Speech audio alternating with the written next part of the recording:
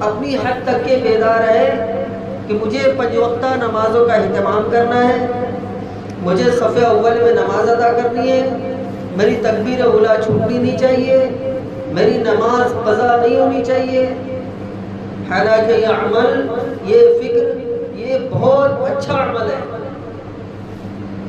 کہ ایسے دور میں انسان کا اس بات کے لیے ہی فکر مند ہو جانا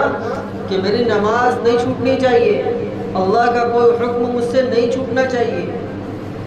اللہ کی نافرمانی مجھ سے نہیں ہونی چاہیے، اللہ تبارک و تعالیٰ نے جو احکامات مجھ پر فرض کیے میں اس کو پورا انجام دوں گا، اس بات کی فکر، اس بات کی کوشش، یہ بہت اچھا عمل ہے۔ لیکن بات یہاں پر آ کر ختم نہیں ہوتی، بات یہاں پر آ کر ختم نہیں ہوتی کہ انسان صرف اپنے اعمال پر مطمئن ہو کر بیٹھ جائے،